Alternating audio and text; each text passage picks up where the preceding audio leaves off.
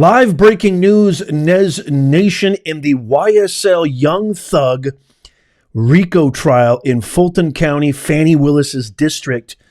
Judge Suge Knight Glanville has been asked. A motion has been filed by Brian Steele, the guy who was held in contempt and arrested in court. I have a video showing that, if you haven't seen that. Has just filed this motion yesterday, to have Judge Suge Knight Glanville recused from the case due to the meeting that he had, the secret meeting that he had with prosecution when the defense was not present. Which, by the way, in all legal definitions, in all legal circles, in all legalese, conduct of ethics and violations of those said ethic codes is completely egregious and should not have happened. It's an absolute violation of conduct. And so I'm going to show you the video of Judge Glanville in just a second, but this was filed literally yesterday. Again, a motion to disqualify and recuse Judge Suge Knight Glanville from all further dealings in the case, as well as a mistrial for improper conduct committed in concert by the court and prosecution. That secret meeting, and then, by the way, he gets caught red-handed. Judge Suge Knight gets caught red-handed. And then he demands, instead of saying, you know what, I shouldn't have done that, let's kind of fix this, let's rectify this, you are correct by all legal standards and precedents that I should not have had that ex parte meeting. Instead of admitting this wrongdoing, what does he do? He arrests Brian Steele, Young Thug's lawyer, because he didn't tell him how he found out the information. I mean, this case literally makes Fani Willis's disqualification hearing seem almost sane. That's almost, not completely, a very, very capital A almost. So this is his reading of the actual motion. Filed on the 14th of June at 10:40 p.m. Secondly, I find that in addressing the legal sufficiency of the affidavit, that means, was it sworn? Was it sworn before a notary? Is in proper form? I find Mr. Williams and Ms. Bumpus's motions to be, or I should say affidavits, to be in proper form. The third thing that the court has to review, and like I said, I reviewed, is the legal sufficiency of your grounds of the motion. And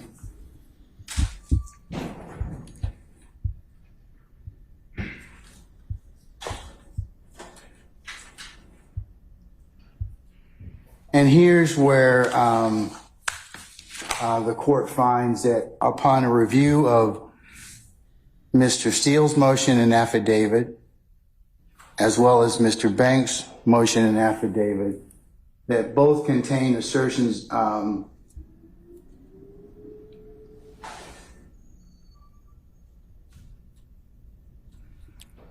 bare assertions and legal conclusions which aren't sufficient for the court to grant your motion at this point in time and refer it to another judge for it to be heard. So I'm going to deny the motion at this point in time. I invite you all to look at Baptiste versus the state. Just because adverse rulings have been made, doesn't mean that the court stops the trial. So I'm going to make that. I'll reduce both of the motions to recuse to an order, and I will file that so you can take whatever steps you need to necessarily after that. But I don't get into anything about the affidavit itself, argument on that. I just have to read it. Those are the only three things I do. And then if I find it to be not sufficient on its face, I go for it. I just make the ruling at that point in time, let you all take it up. No, I won't grant a motion for a certificate for immediate review. And that's where we are at this point in time. Anything else, Mr. Banks? If I could just briefly be heard, Judge. Sure. Court, please. And I'm not trying to. I understand the court's ruling, and we'll proceed as we see fit. I do take issue with the court's characterization about the legal insufficiency of the affidavits. Well, that's why when it was reviewed on appeal, Sure. it can certainly be. I mean, the appellate court will review my ruling for for abuse of discretion.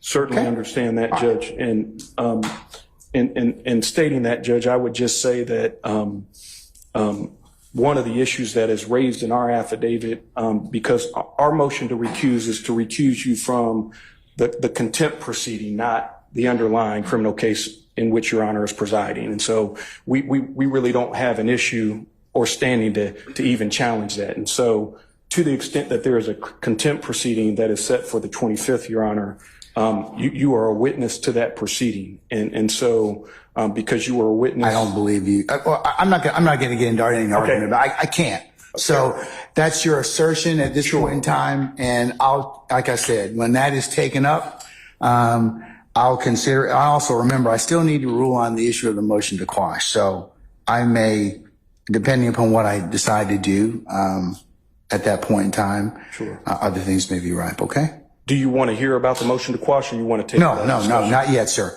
I'm going to take up the motion to quash after I finish. We finish the direct of the current witness. Okay. And to other issues that have been raised, as I've told some of the other lawyers here, there is a transcript of what occurred in the ex parte matter. I will, in fact, I'll authorize defense counsel. I'll do a privilege review and see what needs to be disclosed in terms of impeachment and or Brady. And for that, and I will do that. And then so if that pertains, or if that issue affects you, then certainly that may be something that at the appropriate time you'll be able to have a look at. Well, I appreciate the court's time. We would certainly rely upon our brief and our motion, and that's a part of the record. Okay. All right. But I will reach out. The court will reach out to you on two things. Sure. One, the ability to take a look at the ex parte transcript and review it for the appropriate parts that the court will authorize.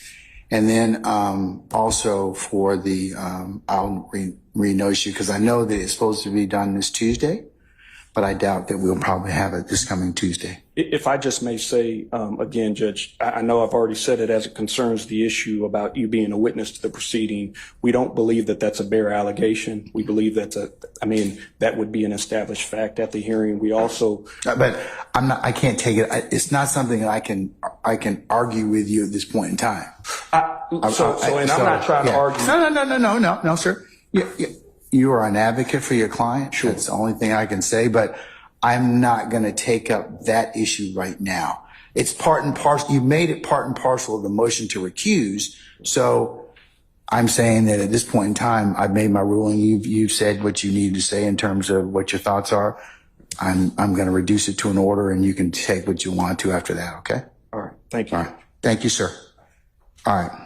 All right. Here comes Mr. Steele.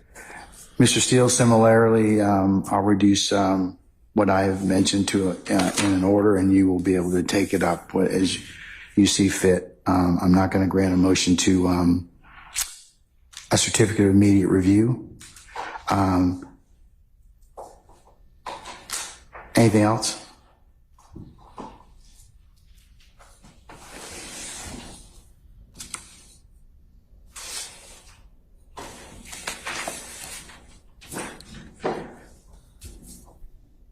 I have read Baptiste versus State. I've read all the cases that I believe are applicable. I'm, as best I can. But specifically, if the court would reconsider, and if nothing else, the Honorable Keith Adams and my joint affidavit in paragraph 12, we assert not a bare assertion or a legal conclusion, but we make facts that we specifically adopt from the Honorable Attorney Winchester, Collins, Banks, Nove, and Mormon's motion where a person that they represent was in a meeting ex parte with the court and others and the prosecutor and a witness, and specifically they wrote in a pleading and under Parish, which is P-A-R-R-I-S-H versus State, which is 362 Georgia Appeal, 392 Division 1, 2022, the lawyer's pleading on behalf of the client becomes a statement of the client. And they said that this court got involved with speaking with Mr. Copeland and assisted in Mr. Copeland testifying against Mr. Williams. So I've added this court to the witness list. I plan on calling the court as a witness in the trial. I added lawyers Hilton and Love from the district attorney's office to the witness list. And when I cross-examine Mr. Copeland, when that day comes, I'm going to ask him about how much pressure, if any, the court put on him. And you're going to be the one instructing the jury. And I just can't imagine how that's fair to Mr. Williams. So I just ask you, I'm not abandoning anything in the joint affidavit from the Honorable Attorney Adams and myself, but if you would just look at just even paragraph 12, again, if you didn't consume it entirely, I don't believe that meets a legal conclusion or a bare assertion. I ask the court to recuse. I've read your affidavit. As he Mr. Steele, blows and his nose. I've consumed everything on it, and that doesn't change my ruling at this point in time, respectfully. I also, on the transcript, I'd like the recordings and the transcript, and I object to the court going through it and deleting, because to me, the way I understand it, there is zero privilege. So I don't understand I'm not gonna, Mr. Steele, I can't argue with you about anything such as I've made my ruling, okay? If you have some other basis to ask for the recordings or anything like that, you're gonna have to put those in some other pleading. But at this point, Miss Weaver's gonna prepare the record. She does that. And like I said earlier, the record should be ready soon. And you all, as a defense group, will have the opportunity to take a look at He's chewing a cough drop while he's ex parte talking. transcript that was done in chambers. Blowing his nose. Less anything that is totally Is this a real court? To be privileged. And I'm going to let you do that before you examine Mr. Copeland. So you'll have everything that you have at that point in time. Thank you. So just to sum up there, Judge Suge Glanville has denied the motions, claiming that the motions are insufficient to recuse himself based on the motion that he had a secret ex parte conversation. You heard Brian Steele, class. This guy's a venerated attorney of over 30 years. He is highly respected in the field. He said, you pressured Mr. Copeland, who is a key witness in this case against Young Thug, his client, and you're going to instruct this jury. There is absolutely zero impartiality. Isn't it funny how the oh dear of mendacity rears its ugly head again? And guess who is behind this entire Fulton County District Attorney prosecution? You guessed it, our girl, Cash Money G. Willis. There is absolutely no there is no basis for this judge to have that ex parte conversation with a key witness and the prosecution present and the defense not present. He absolutely should recuse himself. That is the right thing to do. And if this goes, I guarantee you this is going to go to the appellate courts, the appeal process. I can't see, much like, and it doesn't even have to. It's such a waste of resources. Same thing in the Fani Willis disqualification hearing going to the appellate courts, filed by the Pitbull Sadow. None of this is necessary. You guys are not fit. Much like the vegetable in chief is not fit for office, you guys are not fit to be officers of the court. Judge Suge Knight, Cash Money G, Nathan American Pie Wade, none of you guys are fit to be officers of this court. And the fact that he denies that without any merit, without any justification, is just an authoritative abuse of power. I want to throw this off to you guys, Nez Nation. I can't wait to hear what your comments are. Let me know in the comments down below. Is the judge right? Is Brian Steele right?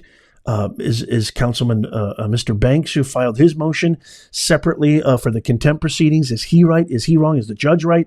What do you think? Is this definitely a fractured sense of impartiality, which every defendant in every case has a right to a fair and impartial due process?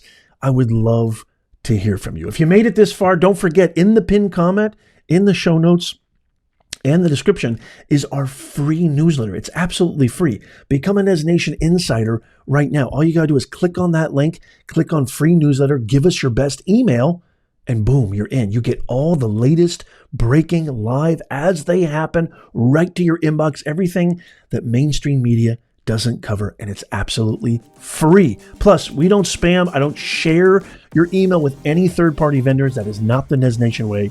Sign up immediately. Check out these videos coming up on the screen right now. Subscribe, follow. Please tap that thumbs up. It helps us out. And as always, God bless you, and may God bless America. I'll see you soon.